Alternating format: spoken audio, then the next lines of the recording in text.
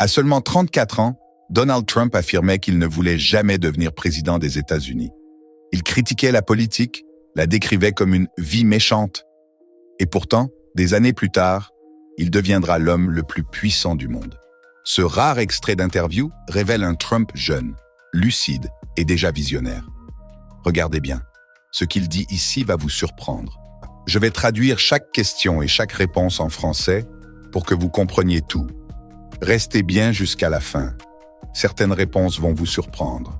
For some people, the ultimate goal in life has been becoming the president of the United States. Would you like to be the president of the United States? I really don't believe I would run it, but I would like to see somebody as the president who could do the job, and there are very capable people in this country. Certains considèrent que l'objectif ultime dans la vie, c'est de devenir président des États-Unis. Lorsqu'on lui demande s'il aimerait occuper ce poste, Trump répond « Je ne pense vraiment pas que je le voudrais, Ronna. Mais j'aimerais voir quelqu'un comme président qui sache faire le travail. » Et il y a des personnes très compétentes dans ce pays. La plupart des gens compétents ne se présentent pas aux élections. Most people who are capable are not running for office. Most men are frightened of politics today. It is a shame, isn't it? Yes. It is a shame. The most capable people are not necessarily running for political office, and that is a very sad commentary on the country. They had major corporations and they had this and that, but they are not running for political office. La journaliste affirme que la majorité des hommes ont aujourd'hui peur de la politique, ce qui est une honte. Trump acquiesce. Oui, c'est une honte. Les personnes les plus compétentes ne se présentent pas nécessairement à des fonctions politiques. Et c'est un commentaire très triste sur l'état du pays. Elles dirigent de grandes entreprises, elles ont ceci ou cela, mais elles ne se lancent pas en politique. Why wouldn't someone like yourself run for political office? You have all the money that you possibly need. You've accomplished a great deal, even though you are only 34. I know there's a lot of things that you possibly can do in the years ahead. Why wouldn't you dedicate yourself to public service? Because I think it's a very mean life. I would love and I would dedicate my life to this country, but I see it as being a mean life, and I also see it that somebody with strong views and somebody with the kind of views that are maybe a little bit unpopular, which may be right, but may be unpopular, wouldn't necessarily have a chance of getting elected against somebody with no great brain but a big smile. La journaliste demande alors « Pourquoi quelqu'un comme vous ne se lancerait-il pas en politique? Vous avez tout l'argent qu'il vous faut. Vous avez accompli énormément de choses, même si vous n'avez que 34 ans. Pourquoi ne pas vous consacrer au service public ?» Trump répond « Parce que je pense que c'est une vie très dure. J'aimerais et je consacrerai ma vie à ce pays, mais je vois ça comme une vie cruelle. Et je pense aussi que quelqu'un avec des opinions fortes, quelqu'un qui a des idées peut-être un peu impopulaires, qui peuvent être justes, mais impopulaires, n'aurait pas forcément une chance d'être élu face à quelqu'un qui n'a pas un grand cerveau, mais un grand sourire. » And that's a sad commentary for the political process.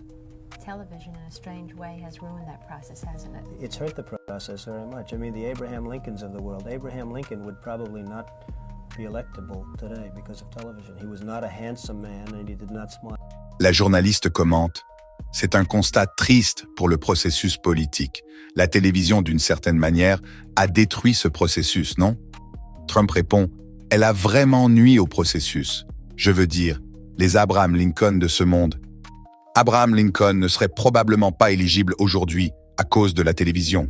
Ce n'était pas un homme séduisant et il ne souriait pas. » Most people understand that in order to make progress, you have to do things which aren't necessarily going to make you the most popular boy on the block. And that's what we did. In that case, we had a decision to make and we had to make a decision. Ici, Trump explique que pour avancer, il faut parfois prendre des décisions impopulaires. On ne peut pas plaire à tout le monde si on veut faire bouger les choses. Is that something you learned all by yourself, or was it instilled in you by your father or your grandparents or anyone? I think maybe it's something that was instilled, and maybe it's something that you've learned through a little bit of trial and error over the years. I think this country maybe is a good example. I just don't feel the country is going forward in the proper direction. We could have made quick decisions, and we would have been a lot better off than the way we've been sitting around over the last couple of years and just watching everybody else do everything, and we just sit back and take everybody's abuse. It's a very sad situation that somebody isn't there making the decisions and pushing the right and proper, I don't want to use the word buttons, frankly, but pushing the right levers so that we can go out and do things as we're supposed to be doing them. La journaliste lui demande si sa capacité à prendre des décisions vient de lui-même ou si elle lui a été transmise par son père ou ses grands-parents. Donald Trump répond que c'est un mélange d'éducation reçue et d'apprentissage fait par l'expérience au fil des années. Il prend ensuite l'exemple des États-Unis, qu'il estime mal dirigés. Selon lui, le pays aurait dû prendre des décisions rapides pour éviter de rester passif face aux actions des autres nations. Il critique le fait que personne ne semble appuyer sur les bons leviers pour que les États-Unis agissent comme ils le devraient. You are a mover, you are a doer. If you could make America perfect, how would you do it? Well, I think that America is a country that has tremendous, tremendous potential. I think that much like the mind, I think that America is using very, very little of its potential. I feel that this country with the proper leadership can go on to become what it once was. And I hope, and certainly hope, that it does go on to be what it should be. What should it be? Well, it should really be a country that gets the respect of other countries. Is respect the most important thing in your opinion? Well, respect can lead to other things. When you get the respect of the other countries, then the other countries tend to do a little bit as you do, and you can create the right attitudes. Le journaliste le décrit comme un homme d'action et lui demande comment il rendrait l'Amérique parfaite. Trump répond que l'Amérique a un immense potentiel, mais qu'elle n'en utilise qu'une infime partie. Selon lui, avec un vrai leadership, le pays pourrait redevenir ce qu'il était autrefois. Quand on lui demande ce que cela signifie, il répond que les États-Unis devraient d'abord être une nation respectée par les autres. Il insiste sur l'idée que le respect est la clé, car il permet d'influencer positivement les autres nations et de créer une dynamique favorable. The Iranian situation is a case in point.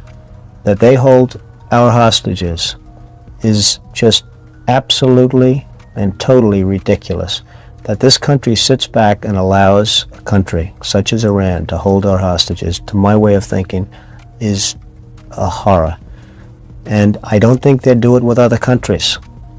I honestly don't think they'd do it with other countries. Obviously, you're advocating that we should have gone in there with troops, etc., and brought our boys out. I absolutely feel that, yes. I don't think there's any question, and there's no question in my mind.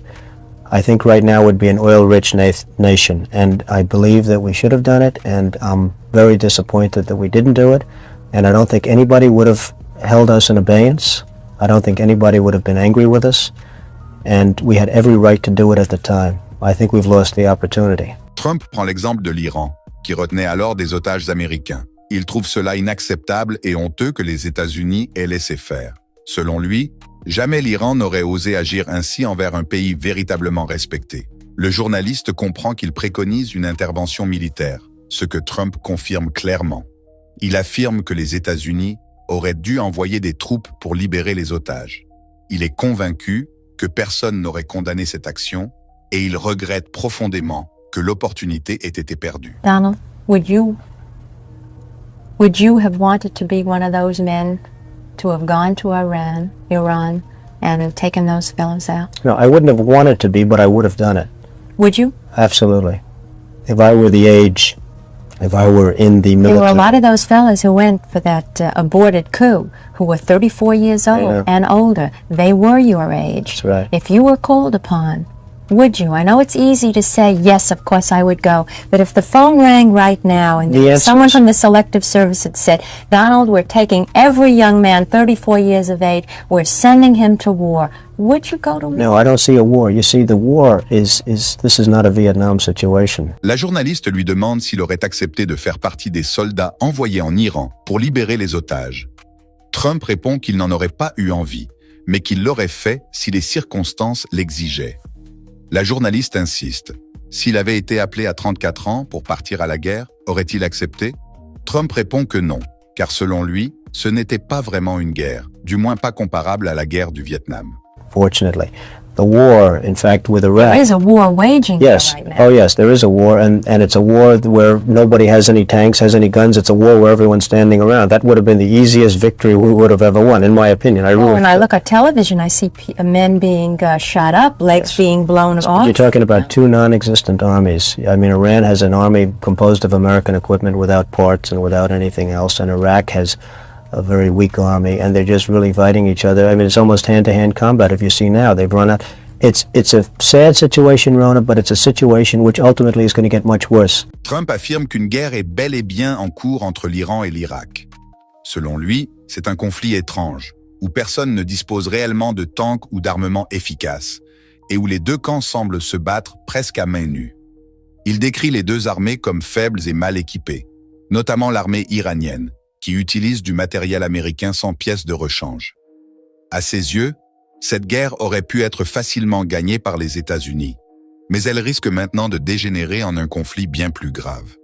That little sparkle of war, that little sparkle is going to lead, in my opinion, to a much greater conflict, and I think that's very unfortunate. And I think a lot of it has to do with this country and the fact that this country is not more involved in terms of setting policy in that area. Il met en garde contre le fait que ce conflit localisé risque de se transformer en une guerre de bien plus grande ampleur. Pour Trump, c'est une conséquence directe du désengagement des États-Unis dans la région.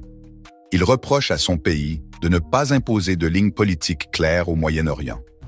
Do you think perhaps that the oil industry is responsible for this, as the late Shah once implied? Well, I wouldn't want to criticize the oil industry because I wouldn't know enough about it, but I can tell you that I think this country is responsible for that war by its own weaknesses.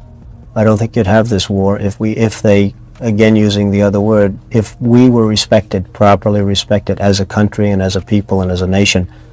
I don't think that you would have the war going on right now between Iran and Iraq. I don't think that Iran would have our hostages for 10 minutes. If they respected this country, I don't believe they would have our hostages for 10 minutes. Lorsqu'on lui demande si l'industrie pétrolière pourrait être à l'origine de ce conflit, comme l'avait suggéré l'ancien Shah d'Iran, Trump refuse de l'accuser directement, affirmant ne pas en savoir assez. Mais il insiste à nouveau. Selon lui, c'est la faiblesse des États-Unis qui a permis ce chaos. Il pense que si les États-Unis étaient vraiment respectés sur la scène internationale, cette guerre entre l'Iran et l'Irak n'aurait jamais eu lieu, et les otages américains n'auraient jamais été retenus aussi longtemps. Pour lui, le respect est une force dissuasive que l'Amérique a perdue. À cette époque, Donald Trump n'était encore qu'un homme d'affaires ambitieux, mais déjà animé par une vision tranchée sur le leadership, le respect et la puissance américaine. Il critiquait l'inaction, appelait à la fermeté et rêvait d'une Amérique qui inspire la crainte et l'admiration. 45 ans plus tard, ces paroles résonnent étrangement dans le monde d'aujourd'hui. Était-ce de la clairvoyance? Ou une ambition trop grande pour rester dans l'ombre? Dites-moi ce que vous en pensez dans les commentaires. Et si ce genre d'archives exclusives vous intéresse, abonnez-vous pour ne rien rater. Merci d'avoir regardé. À bientôt pour une nouvelle immersion au cœur de l'histoire politique.